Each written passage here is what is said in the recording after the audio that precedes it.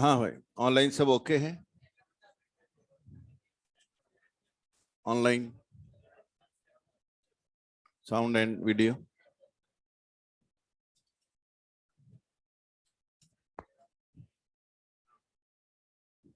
Yes.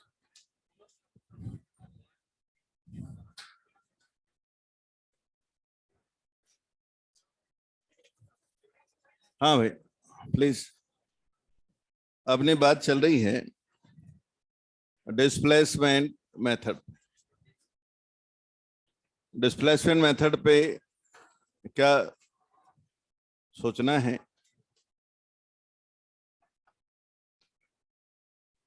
जैसे ये object है और यहाँ स्क्रीन है। ऑब्जेक्ट की इमेज को स्क्रीन पे बनाना है, यानी रियल ऑब्जेक्ट ऑब्जेक्ट है यानी रियल है, और इमेज को स्क्रीन पे बनाना है। इसका मतलब स्क्रीन भी पे जो इमेज है वो भी रियल ही है, तभी स्क्रीन पे आ रही है। और हम जानते हैं कि रियल ऑब्जेक्ट और रियल इमेज के बीच का सेपरेशन 4f से तो ज्यादा ही होगा। तो अगर एक लेंस की हेल्प से मैंने ऐसा किया है तो एक तो कन्वर्जिंग भी होना चाहिए। बिना कन्वर्जिंग लेंस के तो रियल का रियल बनता नहीं।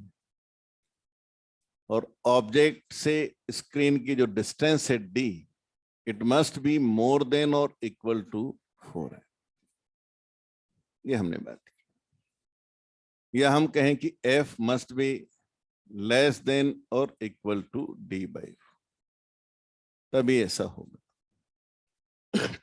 इक्वल टू का जो केस है वो बात अपनी हुई थी कि उसमें हम 2f पर ऑब्जेक्ट रखेंगे और 2f पर इमेज बनेगी, एक लोकेशन मिड पॉइंट। बट अगर हम ये कहें f is less than d/4, f is less than d/4, अगर ये सिचुएशन है, ये ऑब्जेक्ट है, ये स्क्रीन है और f की वैल्यू कम है, किससे कम है? d/4 से कम है, तब लेंस को मान लो आपने यहां रखा, एक जगह रखा, तब इमेज स्क्रीन पे आई। शुरुआत यहां से की हमने। इधर आते आते जब यहां पहुंचे तो इमेज स्क्रीन पे आई। ये ऑब्जेक्ट, मान लो ये दूरी x1 है, बची हुई दूरी x2 है। तो मैं एक बात ये लिख सकता हूं कि x1 और x2 का सम जो है कितना है?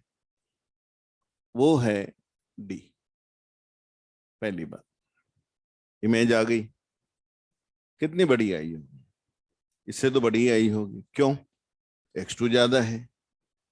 इन्वर्टेड भी आई होगी क्योंकि रियल है, रियल की।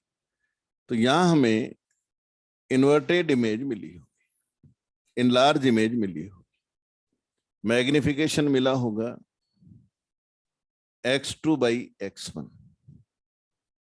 इमेज का साइज आया होगा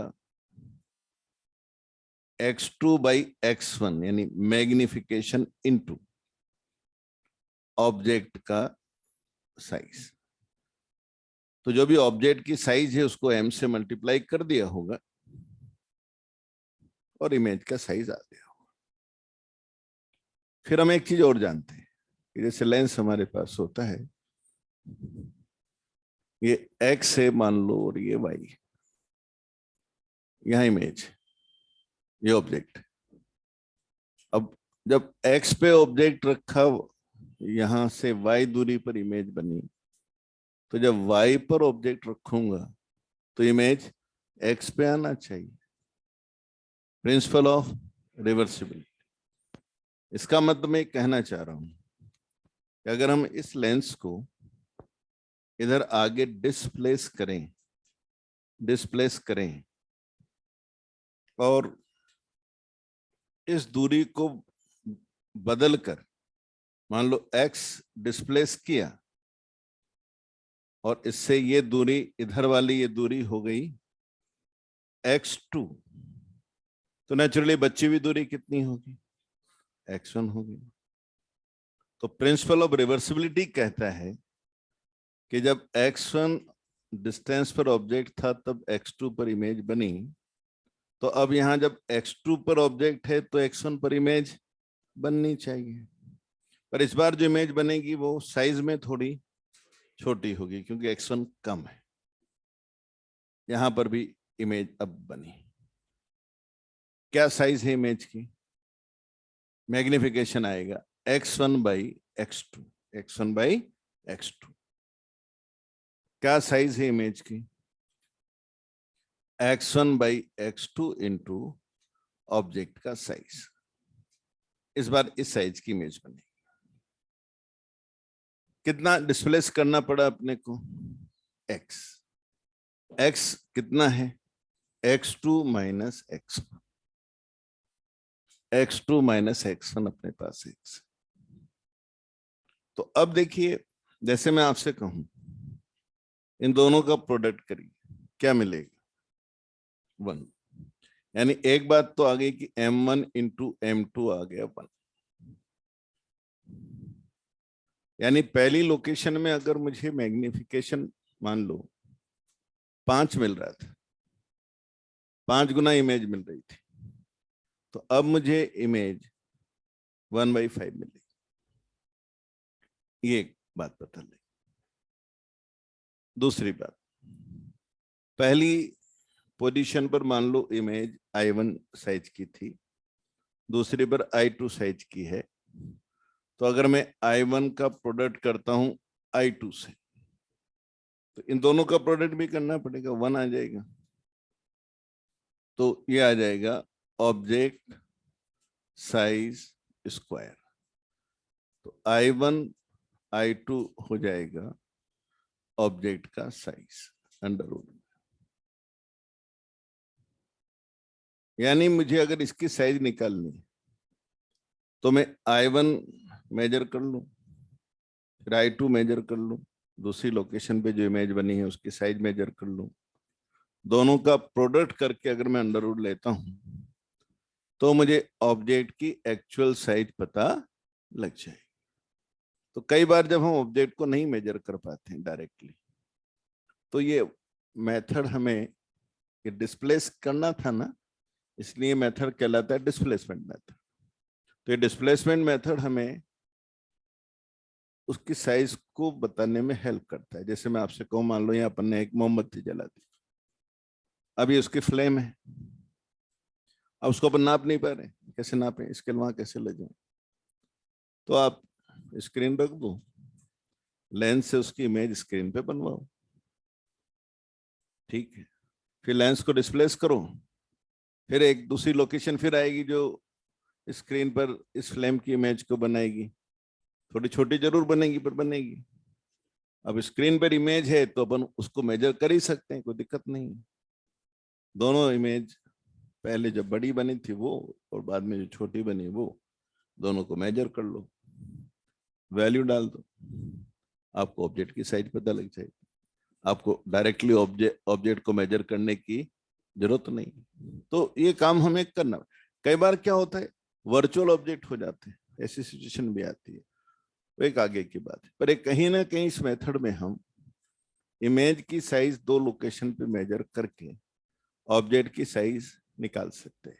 जैसे मैं आपसे कहूं कि हमारा मान लो I1 हमारे पास में 20 mm है और I2 हमारे पास में मान लो 5 mm है, तो ऑब्जेक्ट का साइज क्या है?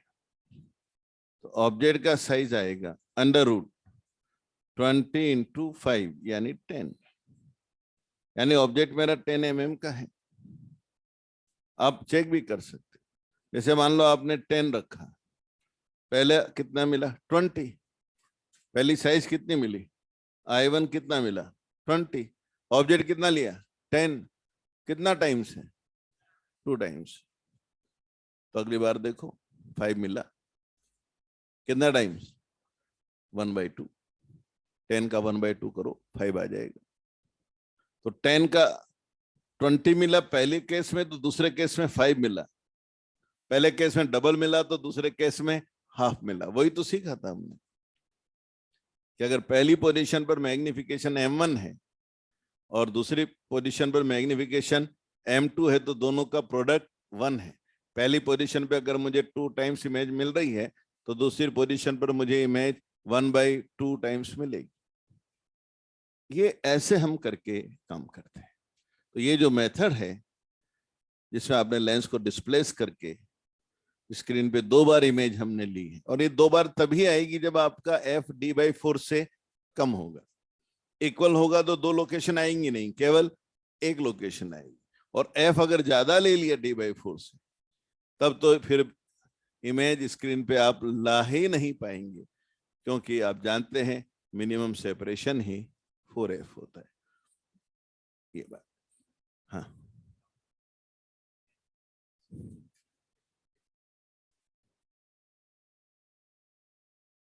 बात ये है ही नहीं। आपने एक ऑब्जेक्ट रखा है, एक स्क्रीन रखा, जैसे मान लो ऑब्जेक्ट है ये स्क्रीन, और ये 100 सेंटीमीटर आपने ले लिया। अब आप इसकी इमेज बनाना चाहते हैं तो आप लेंस लाएंगे। अब मान लो आप 20 सेंटीमीटर फोकल लेंथ का लेंस लेकर आए, काम चलना ही चाहिए क्योंकि 20 सेंटीमीटर d/4 से कम है।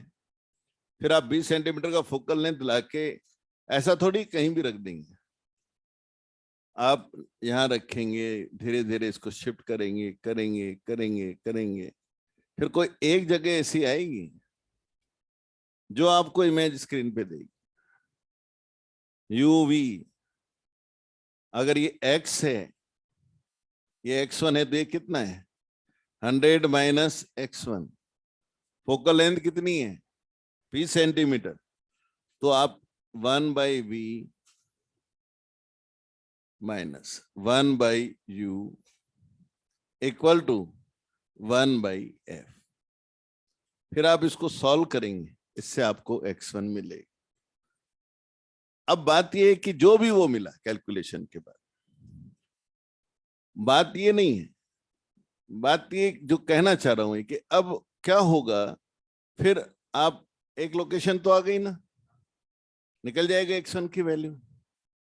मान लो थोड़ी देर के लिए x1 की वैल्यू 20 आ गई या 15 आ गई, तो जब ये 15 आ गई तो ये कितनी हो गई 85। पक्का हो गया ना ये तो। फिर आप इस लेंस को यहां से हटाएंगे, और जब आप यहां पहुंचेंगे इधर से 15 दूरी पर, और ये दूरी 85 हो जाएगी, यानी जब आप कितना चलेंगे 85 में से 15 घटाओ, कितना हो गया 70। तो जब आप 70 चलेंगे तब फिर आपको इमेज स्क्रीन पे मिल जाएगी। बीच में कहीं हर जगह नहीं मिली, ऐसे थोड़ी कहीं भी रख दोगे इमेज मिल जाएगी। ये दोनों जो लोकेशन हैं, अगर पहली लोकेशन इधर से x1 है तो दूसरी लोकेशन उधर से x1 होगी। इधर से x है, ये y है, तो जब ये y और ये x हो जाएगा तभी तो प्रिंसिपल लगेगा इंटरचेंजेबिलिटी का। कहीं भी थोड़े ना रख दोगे, कितना भी किसका देंगे इमेज आ जाएगी। एक लोकेशन मिल गई मान लो, और इधर से 15 पे और बच्ची भी 85 आ गई, और कोई आपसे पूछे अब कौन सी लोकेशन आएगी दूसरी, कितना चलना पड़ेगा आपको, तो आपका जवाब आएगा यार मेरे को खिसकना पड़ेगा, इसको 85 करना पड़ेगा, उसको 15 करूंगा, तब जाकर वो दूसरा लोकेशन मिलेगा जो मुझे इमेज स्क्रीन पर देगा। तो ऐसा नहीं होता है कि कहीं भी रख दें कुछ भी कर दें। तो वो मैं ये कहना चाह रहा हूं, अब मैं और शायद अपनी बात अच्छी तरह कह पाऊंगा कि अगर मान लो हमने ये डी डिस्टेंस ली है और मैंने एक लेंस ले लिया, अब इच्छा थी कि इमेज स्क्रीन पर आए, तो फिर मुझे जो एफ लेना होगा उस लेंस की सबसे पहले तो मुझे ये ध्यान रखना होगा कि वो d/4 से कम लूं, तब मैं इमेज को स्क्रीन पर ला पाने में सफल रहूंगा, वरना नहीं रह पाऊंगा। फिर उसको अलग अलग जगह रखते हुए आगे बढ़ूंगा। तो पहली बार जब शार्प इमेज हमें यहां मिली, तब मान लो ये लोकेशन यहां से x1 है, तो बची हुई लोकेशन x2 इसी इक्वेशन से आएगी। फिर अब हम ये देखेंगे कि जब हम इसको डिस्प्लेस करेंगे, x कितना, x2 माइनस x1 के बराबर, 85 माइनस 15, सवाल किया। यहां जब पहुंचेंगे तो फिर हम ये देखेंगे कि इस बार फिर इमेज शार्पली कहां बन गई, स्क्रीन पे बन गई। पर इस बार जो इमेज बनी वो, अगर पहले वो बड़ी बन रही थी, जैसे 5 गुना बन रही थी, तो इस बार वो इमेज 1/5 बनेगी। तो ऐसे हम ये 2 लोकेशन की बात करते हैं, और वो हमें x1 नहीं देते हैं नॉर्मल। वो क्या करते हैं, हमें सवाल जो देते हैं एग्जाम में, अभी मैं बताता हूं आपको, वो दोनों लोकेशन के बीच की दूरी हमें दे देते हैं और उससे वो कुछ सवाल पूछते हैं। वो आपसे ऐसे कहेंगे, यहां से यहां की दूरी 100 सेंटीमीटर है और दोनों लोकेशन के बीच की दूरी 60 सेंटीमीटर है, बताओ पहली लोकेशन और दूसरी लोकेशन के बीच की दूरी कितनी है, 60 सेंटीमीटर है, और इन दोनों लोकेशन पर मुझे इमेज स्क्रीन पे मिल रही है, तो बताओ जो मैंने लेंस काम में लिया उसकी फोकल लेंथ क्या है। ऐसे सवाल आए, या वो ऐसा पूछेंगे कि पहली लोकेशन में 5 गुना इमेज बनी, फिर इसको 60 सेंटीमीटर आगे खिसकाया, फिर इमेज स्क्रीन पे आई, बताओ स्क्रीन ऑब्जेक्ट से कितना दूर था, बताओ मेरे लेंस की फोकल लेंथ क्या है। तो इस तरह से सवाल आएंगे। तो ऐसे नहीं कि वो कोई कुछ भी कर लेंगे, ऐसे नहीं होना है। इंटरचेंजेबिलिटी का प्रिंसिपल है ना। तो पहले x1 पे ट्राई करेंगे, हर जगह से थोड़ी इमेज स्क्रीन पे आ जाती है। कभी बनाई क्या स्क्रीन, नहीं, इसलिए दिक्कत है। आप एक ऑब्जेक्ट रखो या और सामने स्क्रीन रखो, बीच में लेंस रखो, इमेज बना के देखो। ऐसे कभी ट्राई नहीं किया। ये मुझे ध्यान है, मैं शायद क्लास 3rd में रहा हूँगा, और मैं कोई LKG वाला पढ़ा हुआ नहीं हूँ, इसे 3 साल में फर्स्ट में आते हैं आपकी तरह विद्वान बन के, है ना। अनार वाला लिख के, है ना, क्लास 6 से अंग्रेजी सीखी पहली बार कि A फॉर एप्पल, वो तब सीखा क्लास 6 से। अब बोल लेता हूँ, है ना, पर आपसे बढ़िया बोल लेता हूँ कई बार, जबकि आपने कहां से शुरू किया, ए से शुरू किया, अनार भूल गए, मेरे को अनार भी आता है ना। और when I was in class 3rd only, मैंने प्रोजेक्टर से ये फिल्म स्क्रीन पे ले ली थी। हमारे गांव में मेला लगता था, तो वो कैमरे आते थे मेले में, तो उसका लेंस लेके पीछे प्रोजेक्टर डाल के, स्क्रीन डाल के उसको फिल्म चला दी थी हमने, when I was in class 3rd। हम कोई साइंस की बात नहीं कर रहे, ये काम हम खेलकूद में कर लिया करते थे, ये कोई पढ़ाई का पार्ट नहीं था, ये काम खेलकूद का था। अरे वो पिक्चर दिखाते थे ना, रील चलती थी पहले मेलों में, तो वो फिल्म उसकी वहीं गिर जाया करती थी कट पिट के, वो उठा लाते थे, और वो कैमरे आते थे छोटे छोटे, 2-2 रुपए के आते थे उस समय। तो उसका वो ले करके लेंस और लगा लगू के पीछे से लाइट और स्क्रीन पे, मुझे मालूम है 3rd में था मैं जब मैंने फिल्म प्रोजेक्ट करके स्क्रीन पे फोकस कर ली थी। पर आप लोग क्या है आजकल, बस मोबाइल, बस दुनिया वहीं सिमट के रह गई, कुछ क्रिएटिविटी नहीं कोई। क्या ये सब एक्चुअल में क्यों अब मेरे को इमेज फोकस हुआ तो मेरे को जोर ही नहीं पड़ता, मैं कह देता यार इमेज बनी। अब आपके लिए पता नहीं क्या होता होगा, पर मुझे तो इमेज बनने का मतलब शार्प इमेजिंग है, पर्टिकुलर जगह पे आऊंगा तब होगा। वो तो ये काम तो हमने क्लास 3rd में, जब हम साइंस समझते ही नहीं थे कि साइंस क्या होती, तब कर लिए। तो ये इसके लिए साइंस वाइंस नहीं चाहिए, इसके लिए कुछ चाहिए है ना, आपके अंदर की कुछ क्रिएटिविटी चाहिए कि आप उस तरह सोचते भी हैं या ऐसे धक्का चल रहा है, किसी ने कह दिया कर लो हम कर लेंगे, पढ़ो तो हम पढ़ने बैठ जाएंगे, मन नहीं कहा तो सोते रह जाएंगे। ये ऐसे नहीं चलता है, ये अंदर से होना चाहिए कि नहीं मुझे करना ही है, ये चीज सीखना ही है, ये सब। और अगर ये विल है ना तो फिर कोई चीज कोई पीछे नहीं रहता जिंदगी में। उसके अंदर ये होना चाहिए कि मुझे ये करना है, फिर वो जरूरी थोड़ी साइंस पढ़े तभी आगे निकलता है, वो जो चाहे वो आगे आगे निकलेगा, क्योंकि उसको मालूम है कि मुझे कुछ करना है। और वो करना अपने आप थोड़ी होता है, उसके लिए करना पड़ता है। और आपको अभी तक पता नहीं पड़ रहा था कि फोकस होता क्या, क्योंकि बना ही नहीं, जबकि 12th पास है और उसमें प्रैक्टिकल में नंबर आए, और वो भी मैं बता दूं 49 आए होंगे, है ना, क्योंकि या तो पिताजी ने कह दिया होगा, फीस अच्छी जमा करा दी होगी, हो जाता है।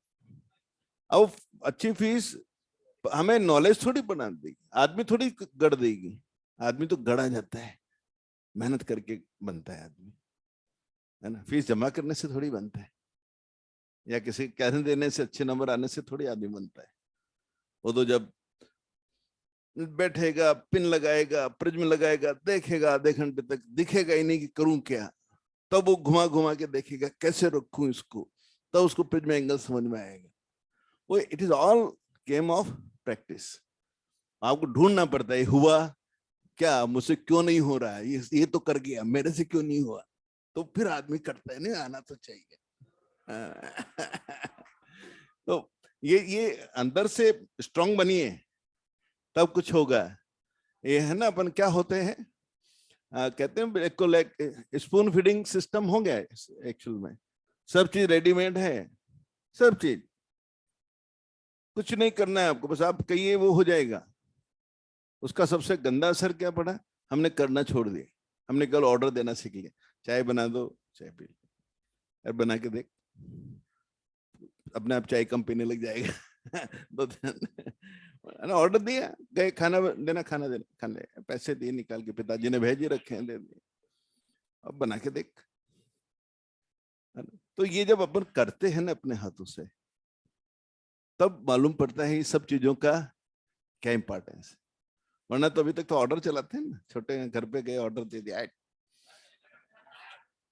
ज्यादा वह एक मैसेज दे दिया, we I need 50,000 rupees for deposition of fees, बेचारे घर वाले भेजेंगे, मजबूरी है, बच्चा काबिल बनेगा, उम्मीद है, पर अपन तो बस एक मैसेज ही तो देते हैं। वो बड़ा अंतर है, पर उसको कभी महसूस करिएगा कि वो लोग कैसे देते हैं, बहुत मुश्किल से देते हैं, और उसको अपन लोग बिल्कुल दिखाने में, कुछ बच्चे सिगरेट पीने में, कुछ क्या करने में, सब देखता हूं मैं बाहर दिखते हैं, सबके लिए मैं नहीं कह रहा हूँ, कुछ वर्ड लगाए इसलिए, पर वो क्या राइट है कि अपने को ऐसा करना, तो बहुत बहुत ईमानदारी से काम करना चाहिए, बहुत ईमानदारी से। तो मेरे को नोट किया होगा आपने, मैं हमेशा ईमानदारी से काम करता हूँ, चाहे वो मतलब 100% सिंसियरिटी से काम करता हूँ। अब हो काम ना हो एक अलग बात, पर मैं आई डू माई बेस्ट कि नहीं यार काम होना चाहिए, इनको सिखाना है तो मुझे सिखाना ही चाहिए। ऐसे आपको क्या होना चाहिए, सीखना है तो सीखना ही चाहिए, बस ये आपका काम है, ये मेरा काम है, फिर देखो कितना मजा आता है। चलिए अभी तो पढ़ते हैं। तो हाँ, तो जो दो लोकेशन है, वो दोनों लोकेशन क्या हुई, M1 इंटू M2, दोनों का प्रोडक्ट। अब जैसे सवाल कैसे करेंगे मैं समझाता हूं।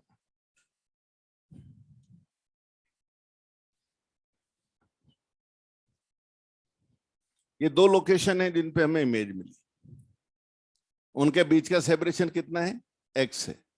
अब इस इक्वेशन से अगर हम देखें तो x2 का वैल्यू क्या आएगा, सम कर दो, x2 का वैल्यू d प्लस x/2, और x1 का वैल्यू, x1 का वैल्यू माइनस करके यूं करेंगे तो d माइनस x/2।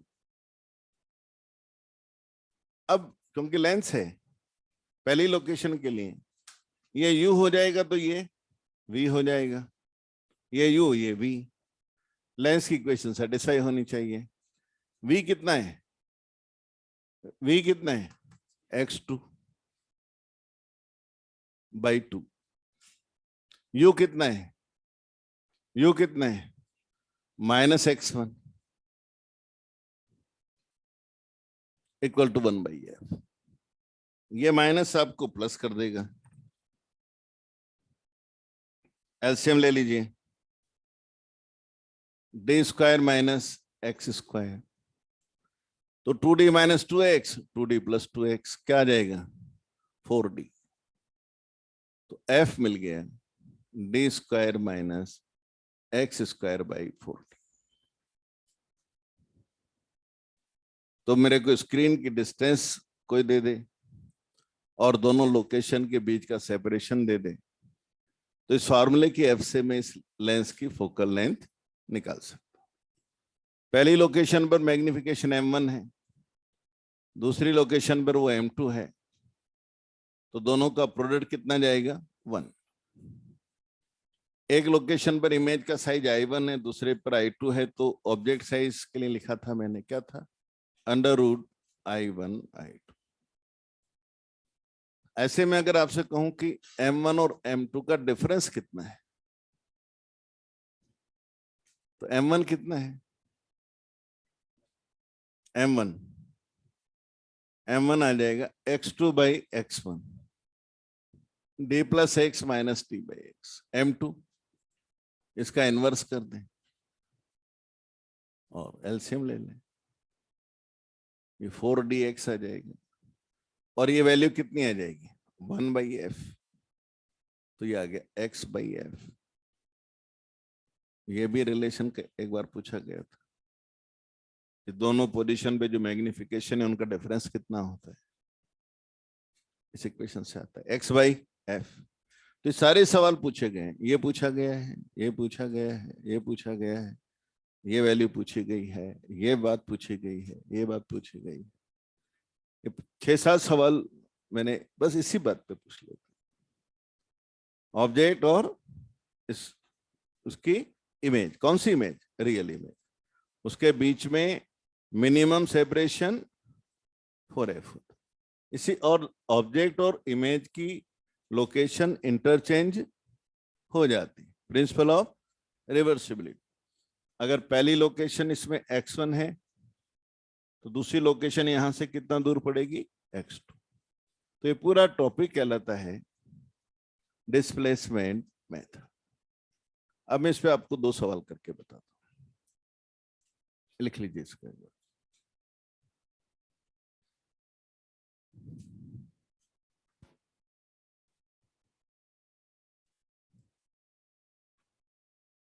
ऑब्जेक्ट और स्क्रीन,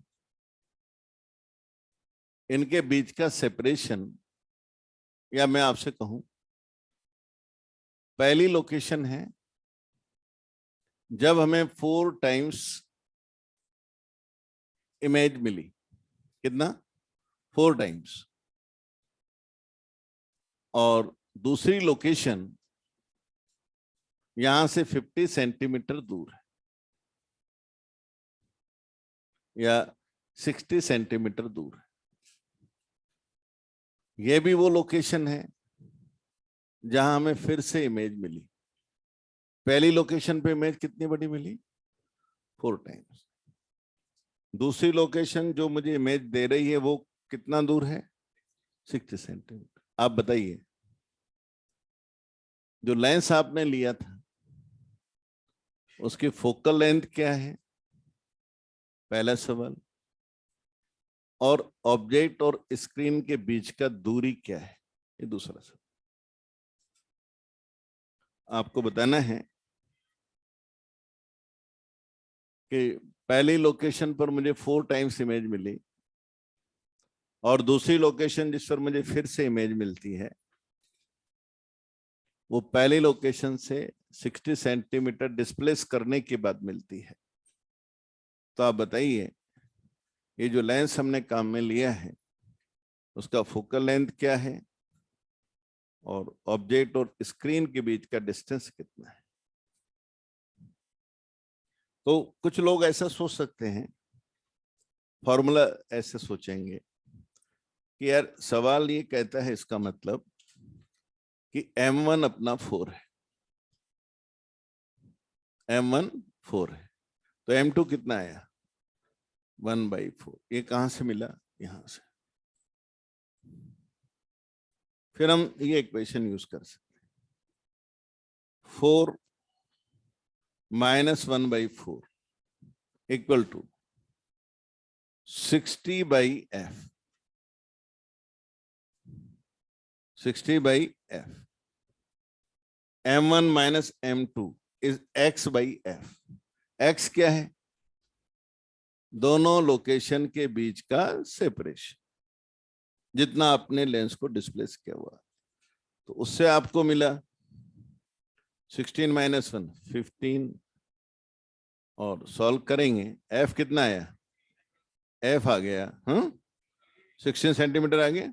ओके, अब स्क्रीन का डिस्टेंस कितना आएगा, d कैसे निकालेंगे, इस फार्मूले में लगा देंगे, ये 16 आ गया, d कितना है निकालना है, x कितना है 60 सेंटीमीटर है, 4d, इसको सॉल्व करेंगे तो एक क्वाड्रेटिक इक्वेशन आ जाएगी,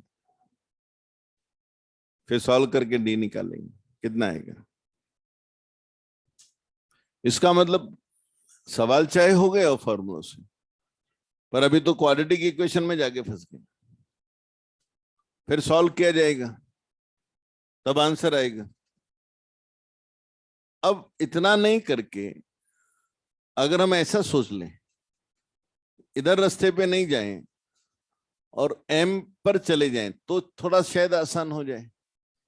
M1 कितना था, 4 था, और M1 होता क्या है, d + x upon d - x, यही तो था M1। तो आपको x मालूम है क्या, हाँ मालूम है 60, तो इसको सॉल्व करके d थोड़ा आसान आ सकता है। पर क्या हम इन सब फार्मूलों के बिना मदद के नहीं कर सकते क्या? हम उस रास्ते पे चलते, सवाल हो गया, सवाल की कोई बात नहीं, सारे फार्मूले काम आ गए, बोले सर इतने फार्मूले याद होंगे तब सवाल हो गए, नहीं भाई, इसका मतलब कंसेप्ट पे चलोगे तो शायद जल्दी हो जाए। अब मैं सवाल कंसेप्ट से करता हूं, अभी मैंने फार्मूले लगाए, कुछ रास्ता देखा, क्वाड्रेटिक में फंस गया था, निकल के आया, बोले यार तो गलत है, यहाँ चलते हैं, इससे करेंगे, मतलब कहीं ना कहीं टाइम लगा। अब अगर इसकी जगह फार्मूलों के चक्कर में मैं नहीं पढ़ के कंसेप्ट से चलता, तो देखें सवाल कैसे होता। देखिए फार्मूले निकाल दिए, क्यों किताब में दे रखे। अब एक बात बताओ, क्या ये जो दूसरी लोकेशन है और ये पहली लोकेशन है, क्या सिमेट्रिकल है? अगर ये x1 है तो क्या ये भी दूरी x1 है? अच्छा, क्या 4 टाइम्स इमेज की बात हो रही है? तो अगर ये दूरी x1 है तो ये दूरी कितनी है, 4x1। कैसे मालूम पड़ा, 4 टाइम्स इमेज, और ये कितनी है, तो ये दूरी कितनी है, तो क्या 3x1 60 है, तो x1 20 है। अब x1 अगर 20 आ गया तो क्या स्क्रीन की डिस्टेंस आ गई क्या, ये 20 है और ये कितना है 80 है, तो टोटल कितना हो गया 100। सवाल हो गया। और दूसरा f निकालना हो, ये 80 आपका वीक की तरह काम करेगा, और ये 20 यानी x1 आपका u की तरह काम करेगा, इक्वल टू 1/f। एलसीएम ले लीजिए, f इक्वल टू 16 आ जाएगी। तो आपको किसी भी इन फॉर्मूलों की जरूरत नहीं पड़ी, केवल आपने कंसेप्ट से सवाल कर दिए। ये कंसेप्ट लगाया कि अगर पहली लोकेशन इधर से x1 है तो सिमेट्री कहती है कि दूसरी लोकेशन को इधर से x1 होना पड़ेगा, बस यही तो कंसेप्ट लगाया। और बाकी तो हम जानते हैं कि 4 टाइम्स इमेज को 4 टाइम्स दूरी पर होना ही होता है। लेंस की इक्वेशन हम जानते ही हैं, सीधा अप्लाई किया आंसर आ गया। तो मुझे कहां जरूरत है इन सब फार्मूलों की? पर क्या होता है, हमें फार्मूले लिखा दिए जाते हैं, हम रट रट के उसमें वैल्यू डालते रहते हैं, सवाल करते रहते हैं। तो फार्मूला आना चाहिए, पर उस पर पूरी तरह डिपेंडेंट होने की जरूरत नहीं है। कंसेप्ट भी आना चाहिए कि ये दो लोकेशन जो लेंस की हैं वो दोनों एक दूसरे कैसी हैं, सिमेट्रिक है। ये प्रॉपर्टी आप लगा के जल्दी आंसर ला सकते हैं। एक सवाल और करता हूं।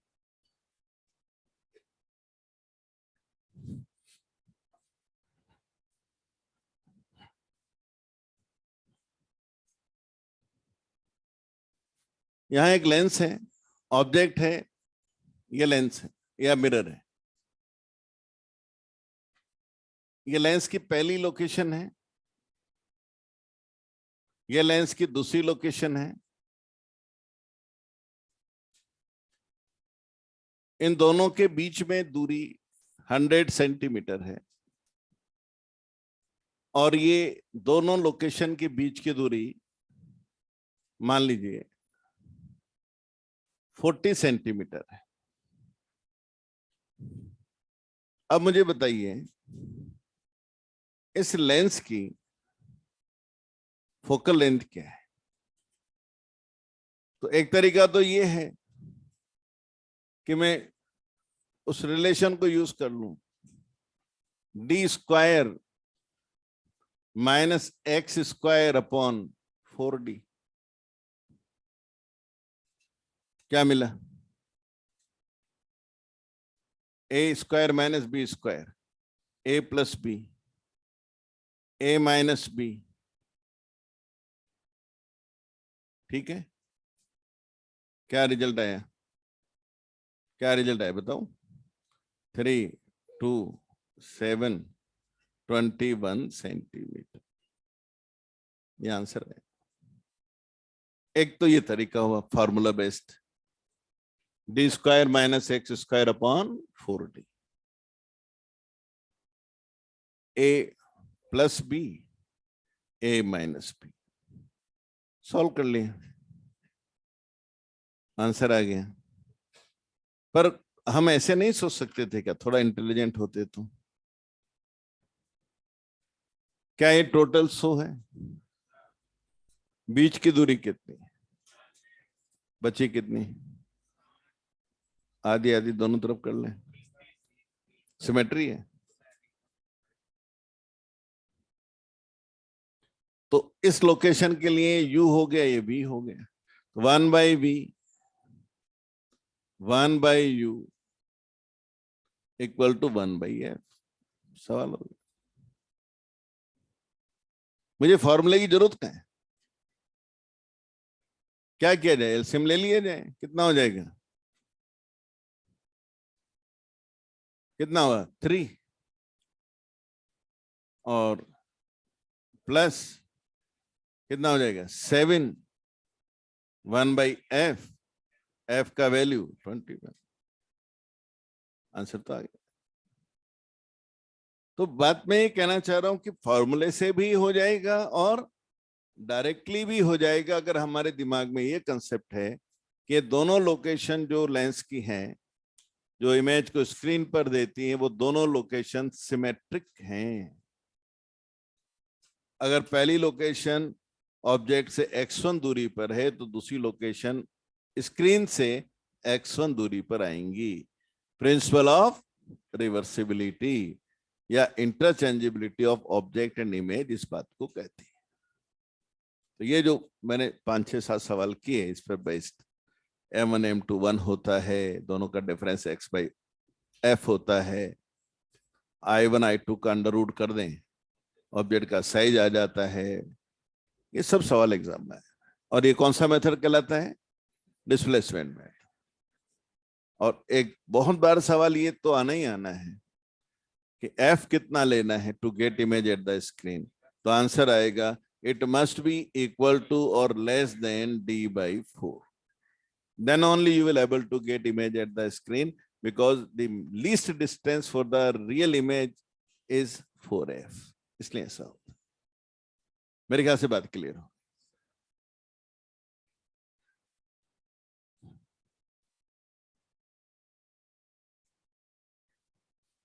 अगला टॉपिक है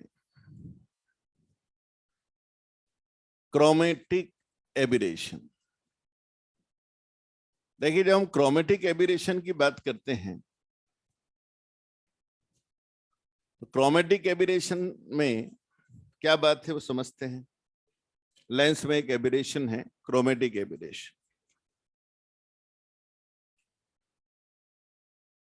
लेंस की फोकल लेंथ का रिलेशन है mu minus 1/r1 minus 1/r2। ये लेंस की फोकल लेंथ का रिलेशन है जो म्यू पर डिपेंड करता है।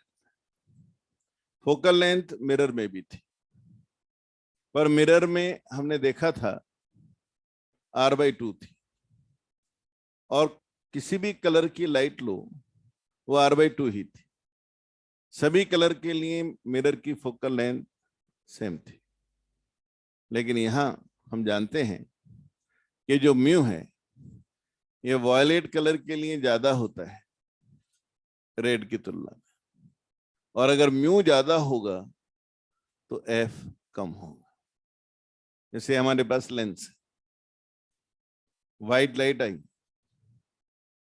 तो वॉयलेट कलर की फोकल लेंथ कम है, तो व्हाइट में से जो वॉयलेट कलर है फोकल लेंथ कम होने से वो पहले पहुंचेगा, और रेड की फोकल लेंथ कैसी है, ज्यादा है, वो थोड़ा दूर जाएगा। यानी सभी कलर सेम पॉइंट पे नहीं पहुंचे, उसकी वजह से जो इमेज है उसमें एक डिफेक्ट आ जाएगा, वो व्हाइट नहीं बनेगी, उसमें कलर्स दिखेंगे। वो डिफेक्ट कहलाता है क्रोमेटिक एबिरेशन। इसलिए आया क्योंकि लेंस ने अलग अलग कलर के लिए अलग अलग फोकल लेंथ दी, क्योंकि उसका मटेरियल का म्यू अलग अलग कलर के लिए अलग अलग, इसलिए ऐसा हुआ। क्योंकि लेंस एक डिस्पर्सिव मीडियम है, वो अलग अलग कलर, उसमें अलग अलग वेलोसिटी से चलते हैं, वो अलग अलग कलर के लिए अलग अलग रिफ्रैक्टिव इंडेक्स रखता है, इसलिए अलग अलग कलर के लिए फोकल लेंथ भी अलग अलग होती है। उससे इमेज जो बनती है उसमें ये एक डिफेक्ट आता है। कितना उसको माना जाए, तो वॉयलेट कलर और रेड कलर की फोकल लेंथ में जो डिफरेंस है वो वैल्यू ही कहलाती है, इनका डिफरेंस डीएफ लिख दिया, वही कहलाता है लॉन्गिट्यूडनल क्रोमेटिक एबिरेशन, LCA। तो किसी भी लेंस का लॉन्गिट्यूडनल क्रोमेटिक एबिरेशन का मतलब है कि उसकी फोकल लेंथ रेड कलर के लिए और उसकी फोकल लेंथ वॉयलेट कलर के लिए क्या है, उन दोनों का डिफरेंस कितना है, वही उस लेंस के लिए लॉन्गिट्यूडनल क्रोमेटिक एबिरेशन कहलाता है। क्लियर हुआ? अब बात ये आती है कि लेंस का जो क्रोमेटिक एबिरेशन जो आया है, ये तो मालूम पड़ ही गया कि वॉयलेट और रेड की म्यू में अलग अलग वैल्यू थी, इसलिए ऐसा आया। और इसको जोड़ता हुआ एक टर्म हमने पढ़ी भी थी, omega, mu violet minus mu red upon F, sorry mu -1, याद आ गया, म्यू -1, ये अपने पास में था ओमेगा, और म्यू -1 वाली टर्म आ रही है एफ से जुड़ती है कहीं ना कहीं।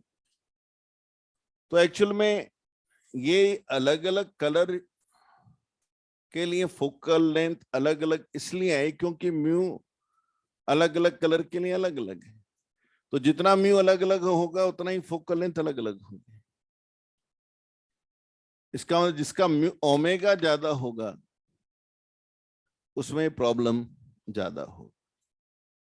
तो ये जो प्रॉब्लम है क्रोमेटिक एबिरेशन की, ये इस मटेरियल के ओमेगा यानी डिस्पर्सिव पावर पे डिपेंड करती है।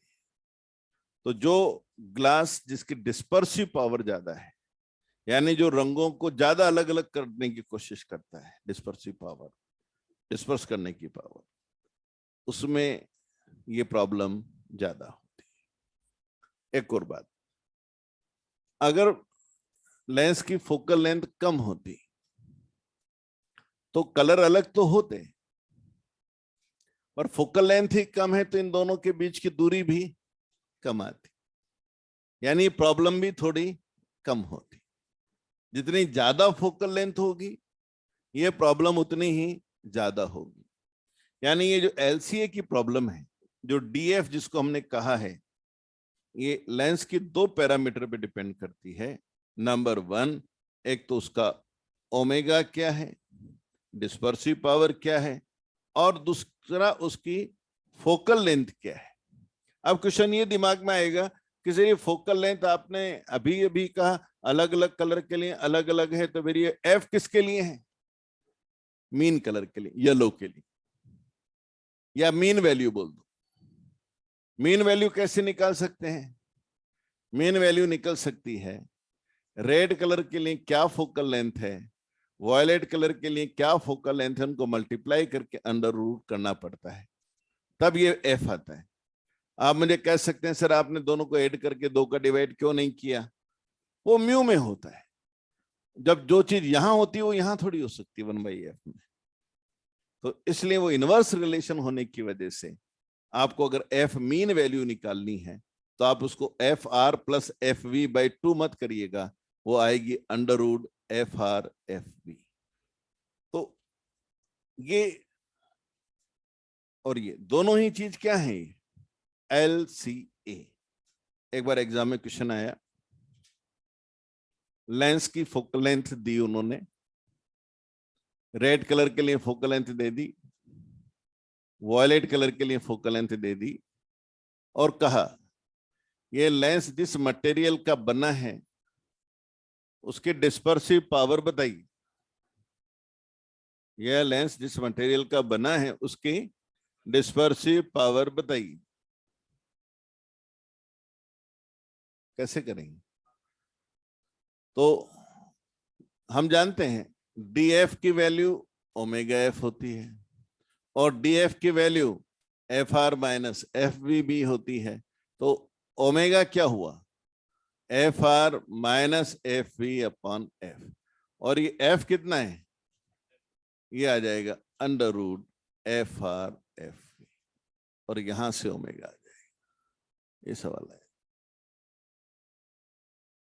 तो कोई भी लेंस की फोकल लेंथ वो आपको दे देंगे अलग अलग कलर के लिए, और फिर पूछ लेंगे वो लेंस जिस मटेरियल का बना है उसकी डिस्पर्सिव पावर बताइए।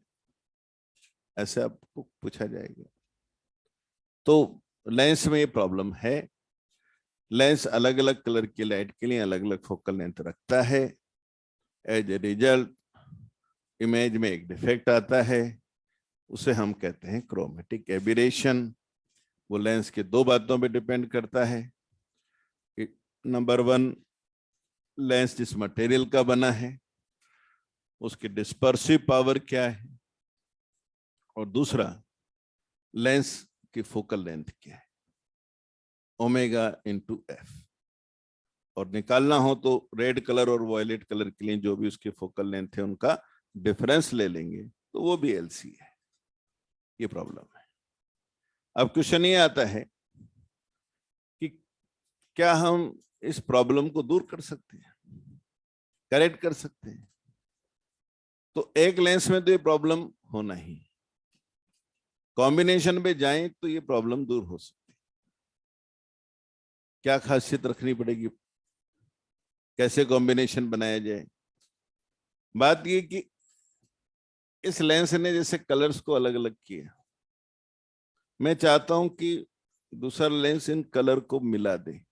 अगर एक अलग अलग करता है तो दूसरा मिला भी तो सकता है। जैसे आप सोचो इधर से आने से बिखर गए तो इधर से आने से मिल भी तो सकते हैं। तो कहीं इस बात को ध्यान रखकर कॉम्बिनेशन पे जाएं तो कॉम्बिनेशन ऐसा बन सकता है जिसमें ये प्रॉब्लम ना हो। कैसे उस कॉम्बिनेशन को बनाते हैं? तो जब दो लेंस हम मान लो डी सेपरेशन पे रखें तो उनकी इक्विवेलेंट फोकल लेंथ होती है 1/f1 1/f2 minus D f1 f2। ये तब की बात मैं कर रहा हूं जब लेंसेस के बीच में पहला लेंस मान लो f1 है फोकल लेंथ में, मटेरियल की डिस्पर्सिव पावर ω1 है, दूसरा लेंस की फोकल लेंथ f2 है, जिस मटेरियल का बनना है उसकी डिस्पर्सिव पावर ω2 है, और दोनों के बीच का सेपरेशन d है। तो इसकी कंबाइंड फोकल लेंथ ये बनेगी। कंबाइंड पावर अगर लिखनी है तो P लिखना है तो P1 P2 1/f D P1 P2। तो जब दो लेंस इस तरह से डी सेपरेशन पे होते हैं तो ये फोकल लेंथ और पावर इनकी ऐसे लिखी जाती है। हम चाहते हैं कि ये वैल्यू 0 करें, तो इस इक्वेशन को डिफरेंशिएट करके सॉल्व करें तो एक आंसर निकल के आता है। मैं मैथमेटिक्स में नहीं जा रहा हूं, और वो आंसर ये आता है कि अगर हम d को ω1 f2 ω2 f1 अपॉन ω1 प्लस ω2 के बराबर रखते, अगर इतना हम d रख दें तो फिर ये प्रॉब्लम उसमें नहीं रहती। और अगर हम ये चाहते हैं if we want d equal to 0, कि भाई हम तो दो लेंस जो रखेंगे कांटेक्ट में ही रखेंगे, दूर नहीं रखेंगे, तो हमारा फोकल लेंथ का रिलेशन भी ये आ जाएगा,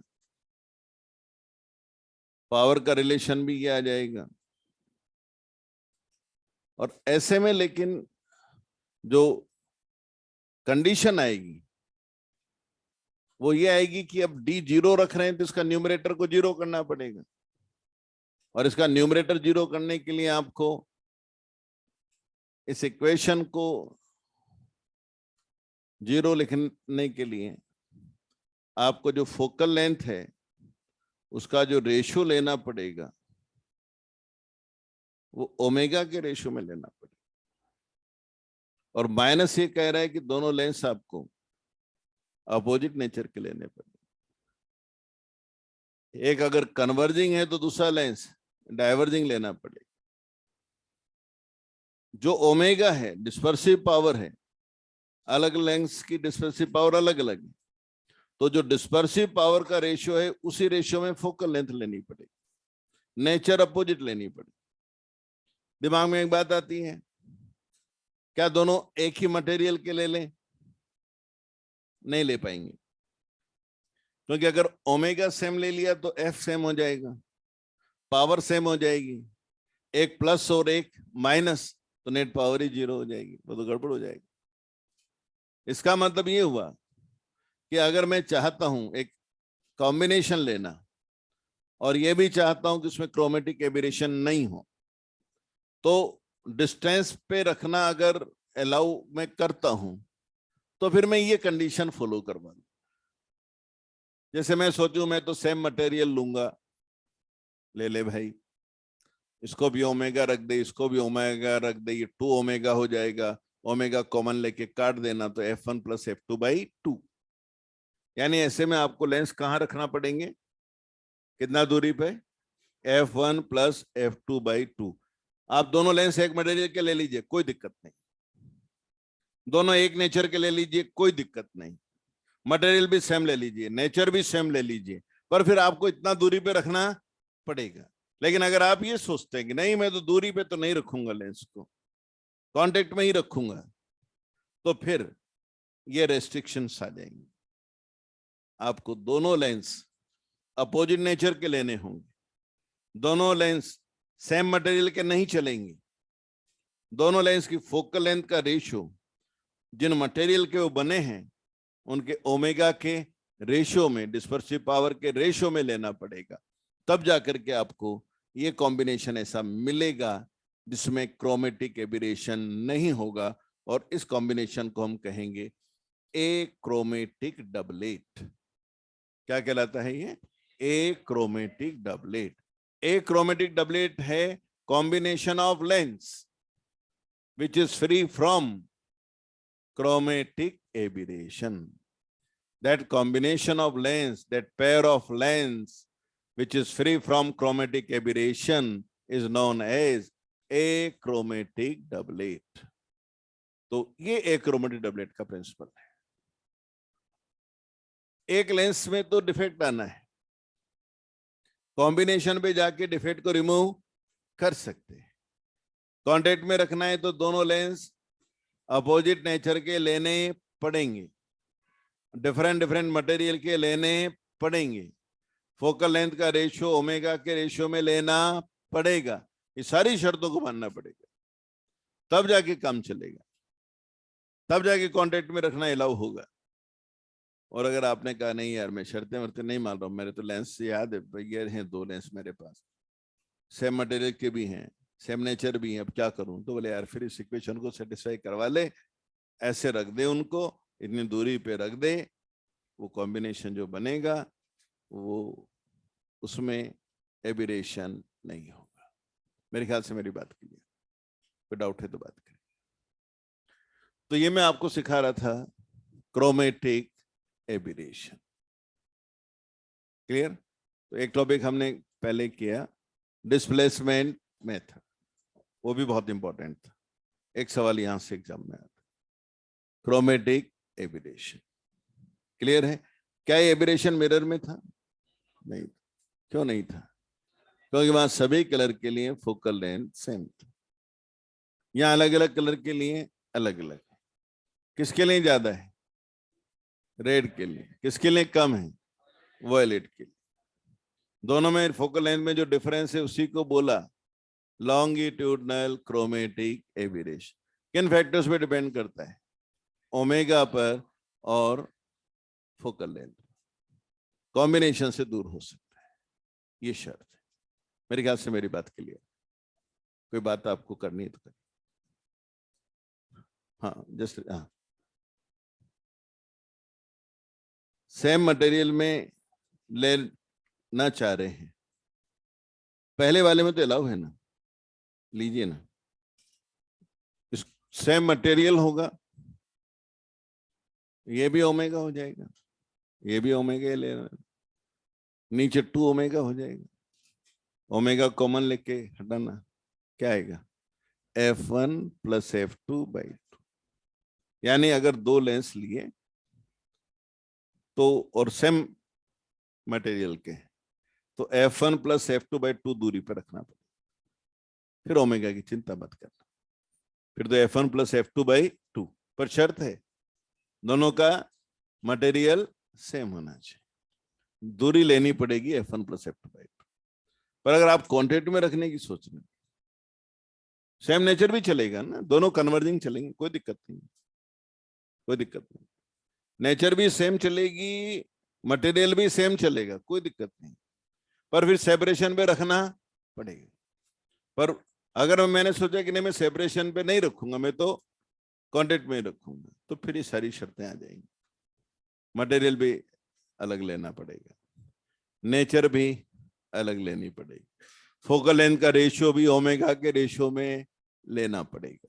उधर ऐसी कोई शर्त नहीं, ओमेगा के रेशियो वाली भी शर्त वहां नहीं, वहां कोई शर्त ही नहीं, वहां शर्त है इतनी दूरी पे रखना पड़ेगा बस। अब क्लियर है? और पूछिए। स्कैटरिंग तो प्रोसेस ही अलग। स्कैटरिंग तो फैला देना है चीजों को, एनर्जी लेना और एनर्जी को वापस फैलाना, उसका रंग से कोई लेना देना भी नहीं स्कैटरिंग से। हाँ ये बात जरूर है, नीले रंग की स्कैटरिंग ज्यादा होती, वो ज्यादा ही तो बिखरता है। रेले स्कैटरिंग इनवर्सली प्रोपोर्शनल टू λ⁴, पर वो उसका एबिरेशन से क्या लेना था? ये स्कैटरिंग प्रोसेस थोड़ी, ये तो रिफ्रैक्शन प्रोसेस है। लाल ज्यादा मुड़ा या नीला तो जवाब आएगा नीला, क्योंकि उसका म्यू ज्यादा है। ये तो सिलेंस लॉ से आ रहा है, इसका स्कैटरिंग से क्या मतलब? म्यू ज्यादा है वॉयलेट का, वो ज्यादा मुड़ा, जो ज्यादा मुड़ा वो जल्दी मिला, जल्दी मिला तो फोकल लेंथ कम हो गया। डिस्पर्शन बोल रहे हो कि स्कैटरिंग बोल रहे हो? हाँ नहीं, आप क्या बोल रहे हैं? हाँ, ये फिनोमेना ही डिस्पर्शन है, स्कैटरिंग नहीं है ये। एक्चुअल में बताया भी था मैंने आपको कि जब लाइट मीडियम में जाती है तो डिस्पर्स हो जाती है। मैंने शायद डायग्राम भी बनाए थे, रेड को कम मोड़ा था, वॉयलेट को फ्रिज में भी बनाए, मीडियम में गए तब भी बनाए, टीआईआर पड़ा तब भी बनाए, कि ये जो म्यू अलग अलग कलर के लिए अलग अलग है, वो बेंडिंग अलग अलग करता है, तो लाइट बिखर अलग अलग हो जाती है, स्प्लिट हो जाती है, डिस्पर्स हो जाती है। स्कैटरिंग नहीं है, ये डिस्पर्शन है। स्कैटरिंग प्रोसेस ही अलग है, उसका रंग से कोई लेना देना नहीं। पर हाँ, स्कैटरिंग का अमाउंट रंग पे जरूर डिपेंड करता है, पर इसका अब रंग देता हो ऐसा थोड़ी मतलब है। मोनोक्रोमेटिक लाइट भी आएगी तो उसकी स्कैटरिंग होगी, होती है, एनर्जी आएगी, मॉलिक्यूल एनर्जी लेगा वापस निकालेगा, scattering, Compton scattering. Modern physics पढ़ लिया ना आपने? यार स्कैटरिंग नहीं पढ़ा क्या कॉम्पटन? वहां कॉम्पटन स्कैटरिंग नहीं पढ़ा? कोर्स हो गया आपका, क्या है एक्चुअल में? क्या होता है, बात करो तो बहुत है, आधा घंटा हो गया बोलते हुए, और खत्म करना हो तो एक फार्मूला है, याद करो, omega 1 by omega 2 equal to minus, result आ गया। तो अलग अलग टेक्निक्स है। पर मेरा ही मानना है कंपटीशन में चीजें आना चाहिए, मजाक नहीं है ये कंपटीशन। और पूरे हिंदुस्तान के 10-12 लाख बच्चे इसमें पढ़ हैं, 18, हाँ, पढ़ने वाला तो 12 ही होते होंगे, बाकी तो फॉर्म भरते हैं, है ना? तो कई लोगों को शौक रहता है फॉर्म भरने का, फॉर्म भर देते हैं, घर वालों को दिखाते रहते हैं, फॉर्म भर रहा है, पढ़ रहा हूँ, क्या करते, पढ़ रहा हूँ, बस शौक है। पढ़ने वाले की शक्ल अलग होती है, वो उसके चेहरे की रौनक उतर जाती है, जो एग्जाम आता जाता है तो उसके हाथ पैर ढीले होते जाते हैं। कई लोग कहते मैं घबरा रहा हूँ, मैंने कहा अच्छा, पढ़ रहा दिखता है, क्योंकि जो नहीं पढ़ता वो घबराते ही नहीं। घबराहट, दिक्कत आना, परेशानी आना, कुछ चीजें खराब खराब महसूस होना, ये कौन को होती है? जो मेहनत करते, उनको लगता है कि यार मैं इतना मेहनत कर रहा हूँ फिर भी वैसा आउटपुट नहीं आ रहा है, ये नहीं हो रहा है। वो भी सारे क्वेश्चन किसके हैं? जो मेहनत कर रहे हैं और उसको वो रिजल्ट नहीं आ रहा है तो उसकी परेशानी, और वो तो कभी भी 100% आता नहीं, तो परेशानी हमेशा ही रहती रहती, छोटी रहे बड़ी रहे। और जो कुछ ही नहीं सोच रहा है वो तो मस्ती रहता है। क्या दिक्कत है सर? बढ़िया। क्या बढ़िया? बोले सब बढ़िया। तो नंबर कितने आ रहे हैं? थोड़े कम आ रहे हैं। तो बोले फिर क्या कर रहा है तो यहाँ बैठा बैठा? नहीं बस इंतजार कर रहा हूँ कब साल पूरा हो। भाई बात तो यही है ना, अगर हम कुछ नहीं कर रहे हैं तो क्या कर रहे हैं? इंतजार कर रहे हैं साल पूरा और काम खत्म हो। और पढ़ने वाले की तो चेहरा उतर जाना चाहिए मार्च के महीने में, यार जुलाई आ गया, उसका तो उड़ा उड़ा हो चेहरा होना चाहिए, उसको पता नहीं होना चाहिए कि दिन है या रात है, पढ़ाई का ये माहौल होना चाहिए। भाई होना ही चाहिए, जुलाई आ रही, तो अब तो ये होना चाहिए 100% टाइम पढ़ाई। कितना सा टाइम बचा? अप्रैल, मई, जून, जुलाई आधा मान लो, तो अप्रैल भी तो कट गया, 7 दिन तो कट गया अप्रैल। हाँ 5-6 गए, हाँ, तो उतने जो उधर जोड़ लो, कुल मिला के 3 महीने, 3.25 महीने का मामला है। तो मतलब कहते हैं ना, एकदम पूरी एनर्जी लगा दो अपनी तरफ से, होगा जो ऊपर वाले पे छोड़ दो, पर अपनी तरफ से तो पूरी एनर्जी लगा दो, बस फिर काम हो जाएगा। इतना करो। चलिए आगे बढ़े अपन। हाँ, फिर अगली स्टेप में अपन ले रहे हैं सिल्वरिंग ऑफ लेंस।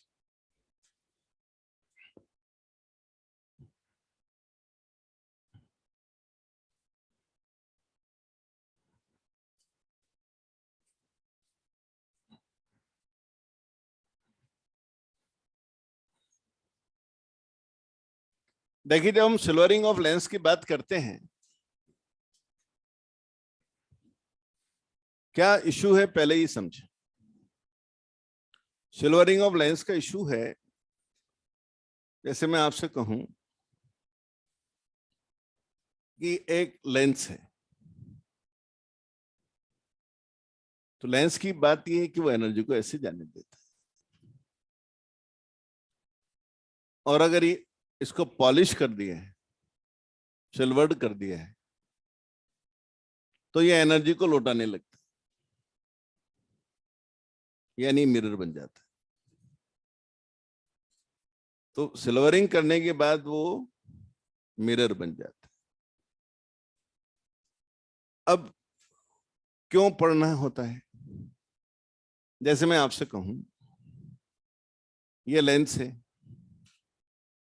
और इस सरफेस पे पॉलिश कर दिया, ऑब्जेक्ट यहां रखा, बताइए इमेज कहां बनी? तो अब एक दिक्कत, कैसे करें? तो बात यह है, अगर हम शुरू करें दिमाग में प्लान करना कि कैसे करेंगे, तो हमें लगेगा कि यार यहां से एनर्जी चलेगी, इस लेंस को पास, इस सरफेस को क्रॉस करेगी, तो यहां मुझे कर्व्ड सरफेस का रूल लगाना पड़ेगा,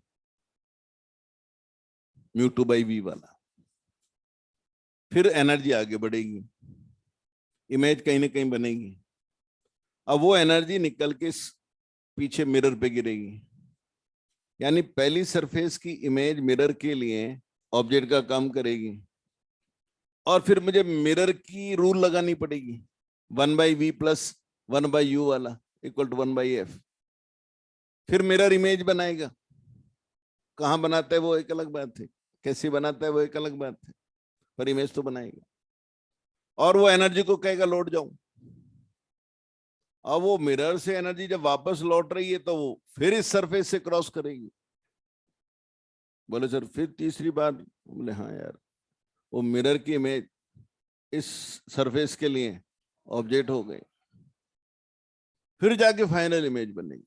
बोले सर ये तो मामला बड़ा हो गया, 2 बार तो कर्व सरफेस आ गई आते समय और लौटते समय, और 1 बार मिरर का रूल लगाना पड़ गया। तो यार 3 बार एक तरह से 3 सवाल हो गए, तो बैठेगा नहीं, क्योंकि साइन कन्वेंशन भी है, वो तो 1 मिनट में पॉसिबल ही नहीं। तो फिर एक वे आउट है इसका।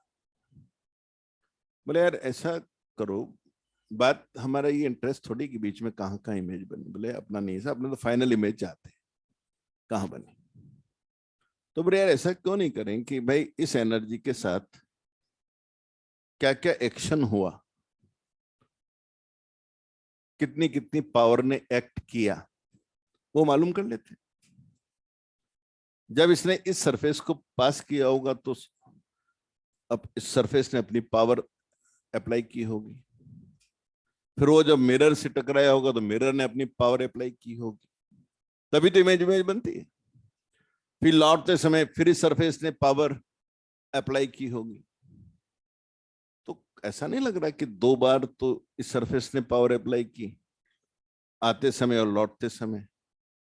और वो तो हम जानते हैं कि एनर्जी आए या जाए पावर तो सेम होती है। तो 2 बार तो ये सरफेस काम कर रहा है, 1 बार मिरर ने काम किया है, क्यों नहीं ऐसा करें कि सब पावर को जोड़ लें? और क्योंकि ये सिस्टम मिरर बन गया ये मुझे मालूम है, क्योंकि एनर्जी लौटा रहा है, तो जो पावर आए एल्जेब्रिक सम करने के बाद उतनी पावर का मिरर मान ले, तो केवल मिरर की फिजिक्स लगानी पड़ेगी। और मिरर की फिजिक्स तो अपन वैसे भी इजी मानते हैं, क्योंकि डायरेक्ट F/x करके और m निकाल के सीधा v निकाल लेंगे, सवाल हो जाएगा। तो वो अप्रोच पर हम जाना चाह रहे, और उस वहां पहुंचना है, ये मालूम करना है कि यार ये मेरा सिस्टम जिस मिरर के इक्विवेलेंट है, उसकी फोकल लेंथ क्या है, उसकी नेचर क्या है, ये अगर मेरे को मालूम पड़ जाए तो काम हुआ ना। बस ये मालूम करना ही टॉपिक है अपना सिल्वरिंग ऑफ लेंस। मेरे ख्याल से बात क्लियर होगी कि मैं सिल्वरिंग ऑफ लेंस जब पढ़ रहा हूं तो मैं क्या चाह रहा हूं। मैं ये मालूम करना चाह रहा हूं कि ये मेरा सिस्टम सिल्वरिंग के बाद किस मिरर के इक्विवेलेंट है। ये मालूम करना है, ताकि जो भी टाइम है या प्रॉब्लम है उसको रिड्यूस कर पाऊं मैं। जैसे मैं आपसे एक छोटे सवाल से बात शुरू करता हूं। ये लेंस है 1.5, आर का वैल्यू 10, पावर कितनी है +5।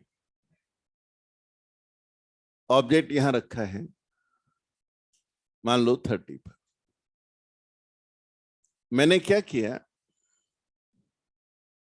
इस लेंस के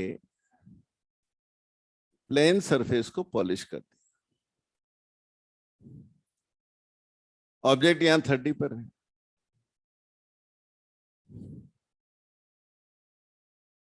अब बताओ इमेज कहां बनेगी? आपको बताना है कि इमेज कहां बनेगी। ऑब्जेक्ट यहां है, मिरर है, पॉलिश किया हुआ है। मिरर तो नहीं है, बेसिकली तो लेंस है। लेंस को पॉलिश किया हुआ है, ये तो पता ही कि मिरर बन गया। अब कैसे करें? तो अब देखते हैं, लॉजिक लगाओ। इसकी पावर कितनी है? 5 है।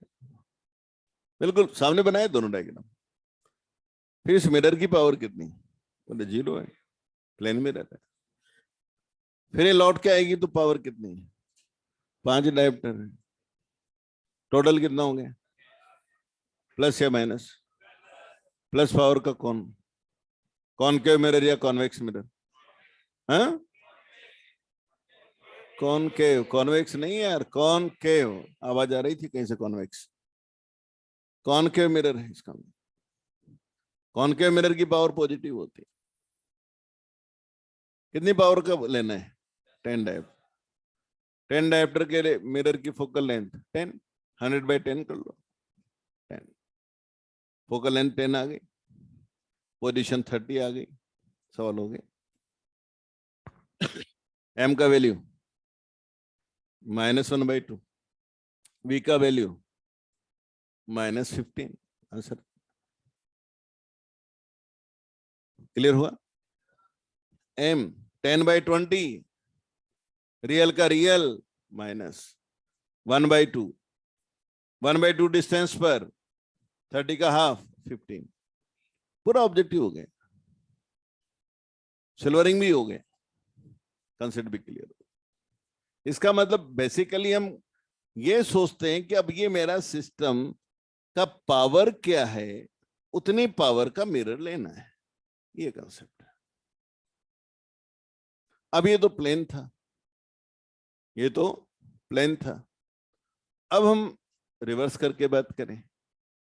चलो अगर हम ये कहते हैं ये सब ऐसा ही है सॉरी, कितना है? 10, 1.5, और मैंने पॉलिश यहां कर दी, और ये ऑब्जेक्ट मैंने लिया 30 पे। अब क्या होगा?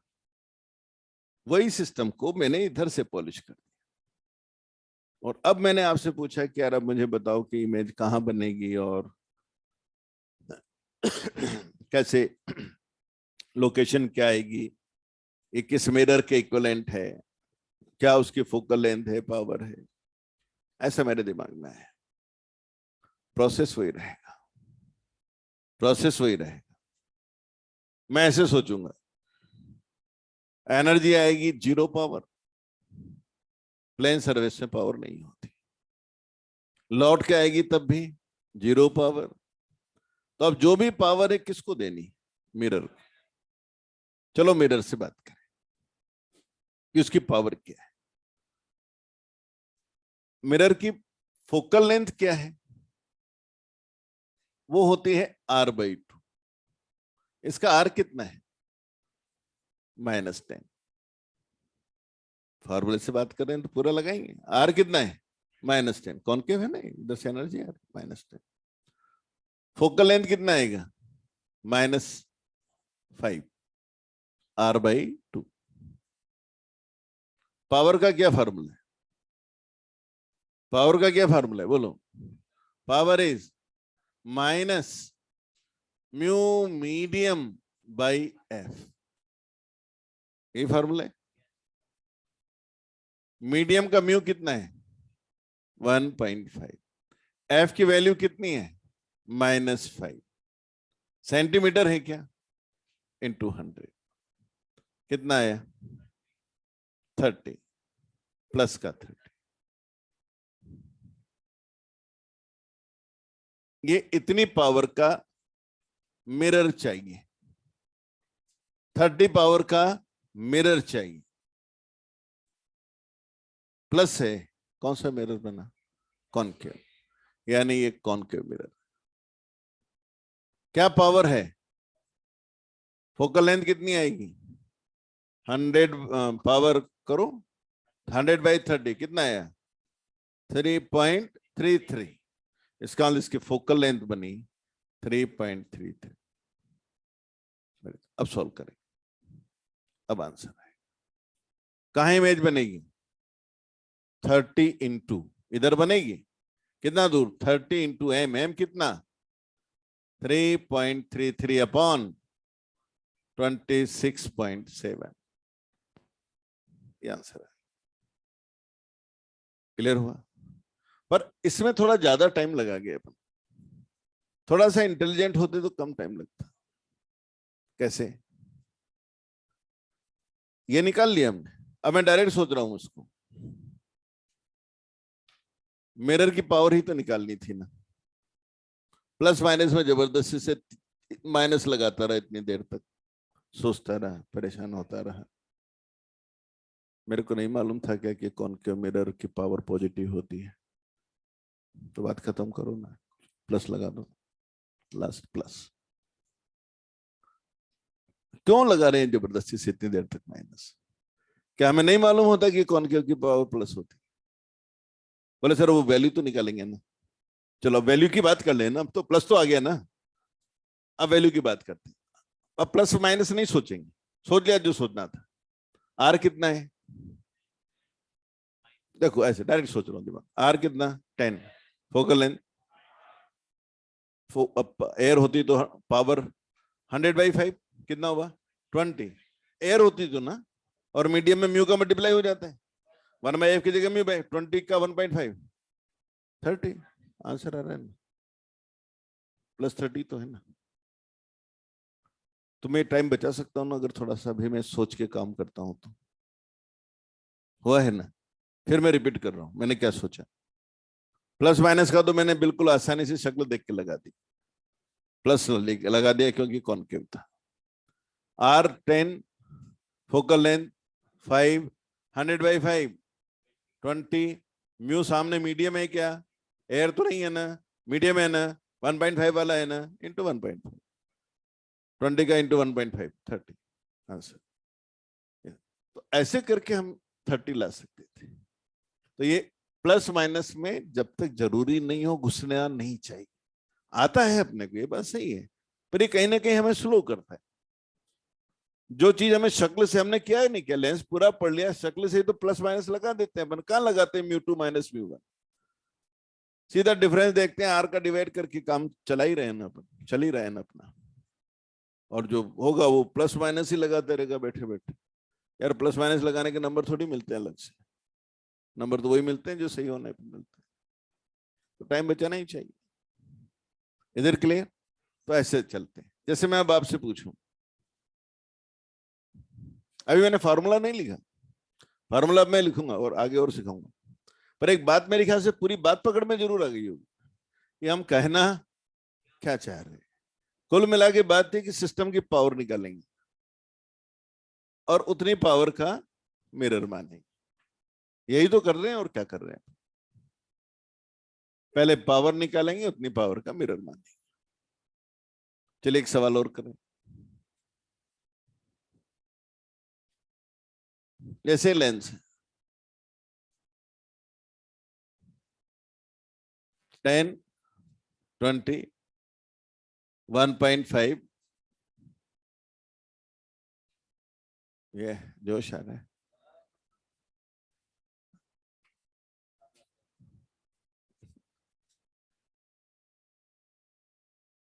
मैं ने पूछा आपसे ये सिस्टम किस मिरर के इक्विवेलेंट है, निकालिए।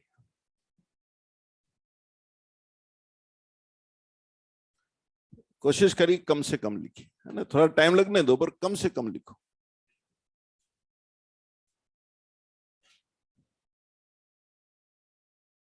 धीरे धीरे प्रैक्टिस करके वो टाइम मैनेज हो जाएगा अपने।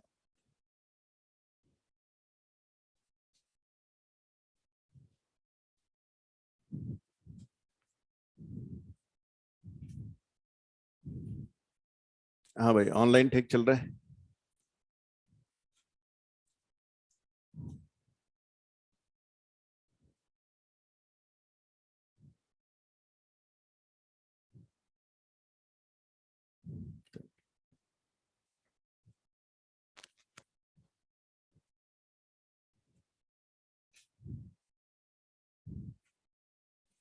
क्या मैं ऐसे सोचता हूं, है ना, 5 डायप्टर आते समय, 5 डायप्टर लौटते समय, बात खत्म। ठीक है ना। फिर तीसरा और देखना है, कौन बचा? मिरर। कॉनकेव है, कॉनकेव है। अब मैं सोच रहा हूं R20, फोकल लेंथ 10, एयर है तो 100/10 से 10, मीडियम सामने है क्या? हाँ, 1.5 कितना हुआ? 15। Answer +25। Concave mirror 100/25, 4 centimetre focal length. इससे ज्यादा टाइम नहीं लगना चाहिए। मैथमेटिक्स से बड़ी नहीं की, सिंपल पावर लिखा, प्लस माइनस में भी टाइम खराब नहीं किया। मालूम था बेटे कॉनकेव है तो प्लस ही है, क्या सोचना है। आर था 20, आधा किया, एफ निकल गया 10, माइनस प्लस तो सोच ही नहीं रहे। 10 100/10 करते ही है, सेंटीमीटर का मामला है। कितना हुआ? 10। एयर होता तो 10, सामने कौन है? मीडियम है, 15। बात खत्म हो। अब इसमें एक और बात है, इसको हम ऐसे अगर सोचें, प्रॉब्लम यही है, मेरे दिमाग में ऐसा आ रहा है कि सर इस प्रॉब्लम को मैं ऐसे कर लूं क्या कि लेंस को, ये लेंस था ना अपना, ये 10 था ना, 20 था, 1.5 था, ये ऐसे मैंने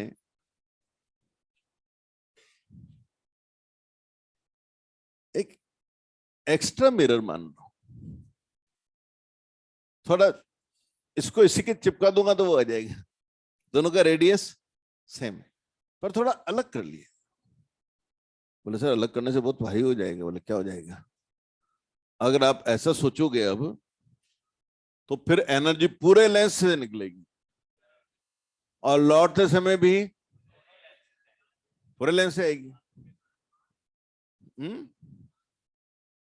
पूरा लेंस क्रॉस, फिर लौटते समय भी पूरा लेंस क्रॉस, लेकिन एक अंतर हो रहा है, मिरर एयर में, मिरर एयर में। अब देखिए क्या आंसर बदला या नहीं बदला, जरा देखते हैं, चेक करते हैं। हाँ, पावर लेंस इस सरफेस की पावर +5, दूसरे की रेयर है ना, इधर तो एयर है, हाँ, +2.5। ठीक है। अब लौटते समय भी इसकी 5 ही आनी है, इसकी 2.5 ही आनी है। सब सरफेस ले रहा हूं, ये लेंस हो गया एक तरह से, ये लेंस की पावर, ये लौटते समय लेंस की पावर होगी। अब कौन बचा? कितनी रेडियस? 20, फोकल लेंथ 10, पावर 100/10 से 10, प्लस या माइनस? प्लस। कैसे मालूम पड़ा? कॉनकेव +10, +10 जोड़ लगा दो, +25। आंसर वही आया। इसका मतलब मैं उसको अलग मान के कर दूं तो भी गलत नहीं है, सेम आएगा। तो एक व्यू बना। अब व्यू ये बना कि मुझे अगर इक्विवेलेंट निकालना है तो मेरे पास अब दो अप्रोच आ गई एक अप्रोच की जगह। एक अप्रोच तो ये आ गई, इसके लिए एक अप्रोच तो ये आ गई, ऐसा मान लूं या इसको ऐसे मान लूं। क्या करते हैं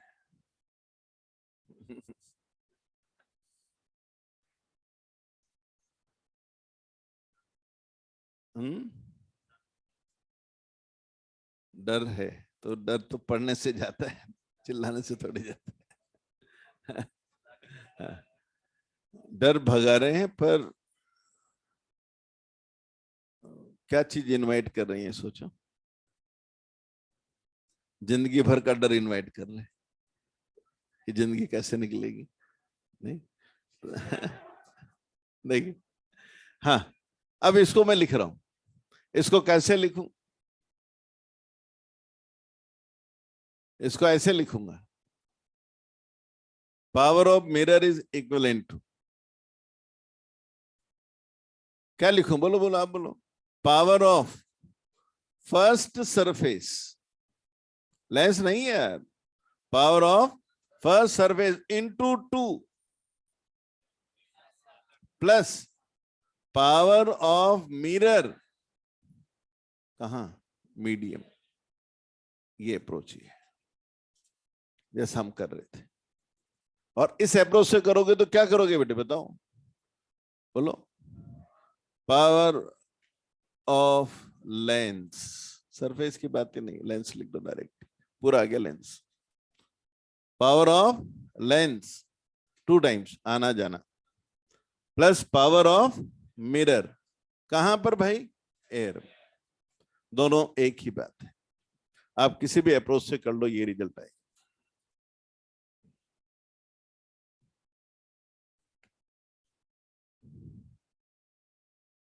जैसे मैं आपसे कहूं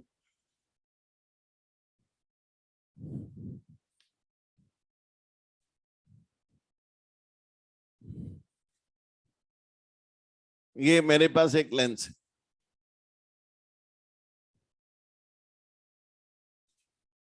10-20 1.5, और इसको यहां सिल्वरिंग कर दिए। बताइए ये किस मिरर के इक्विवेलेंट है? आपको बताना है किस मिरर के इक्विवेलेंट।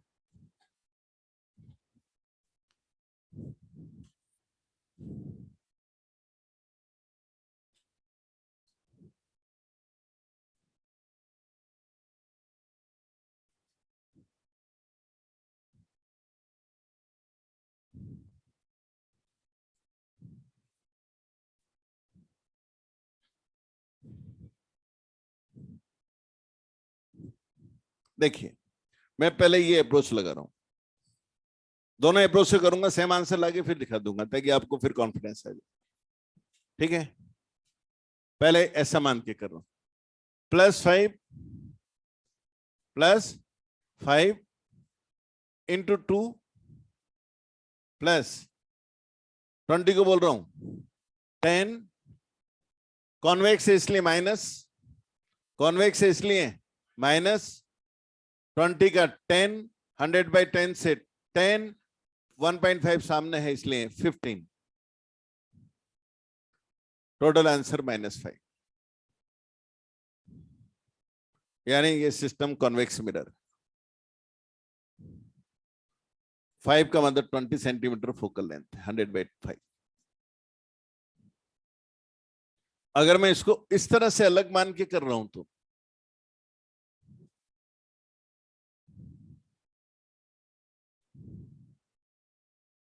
हाँ बोलो, लेंस की पावर, पहली सरफेस +5, दूसरी सरफेस -2.5, लौटते समय +5 -2.5, मिरर से बात करो, -20 का आधा 10, 10 100/10 -10, जोड़ लगाओ यार, वही आना चाहिए।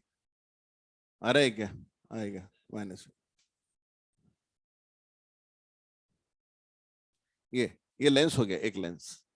लेंस हो गया -2.5, +2.5 का, ये +2.5, लेंस आना लेंस जाना मिरर, वो इधर वाले अप्रोच लगाते, यानी आप जो आपको पसंद हो वो अप्रोच लगाइए, कोई दिक्कत नहीं है, सवाल होगा। जैसे मैं आपसे कहूं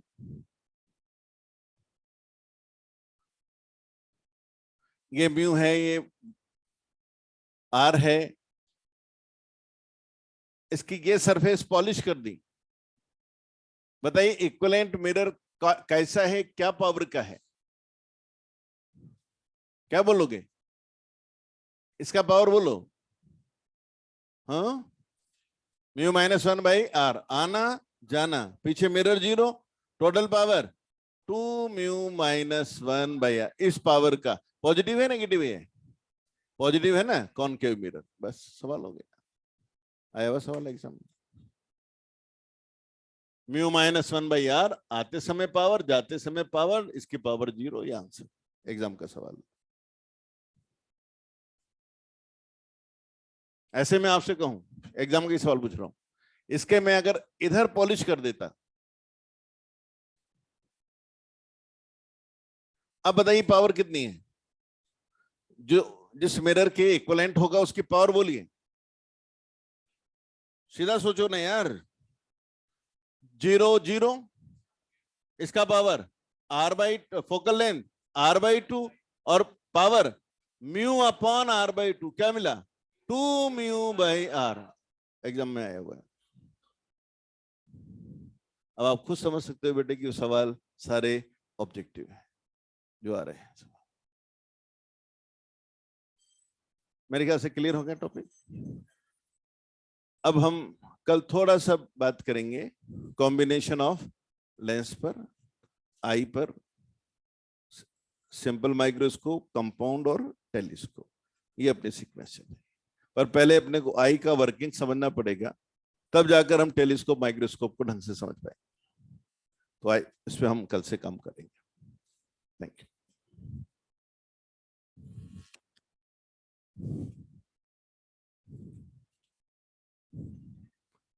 हाँ भाई, all okay here? Thank you.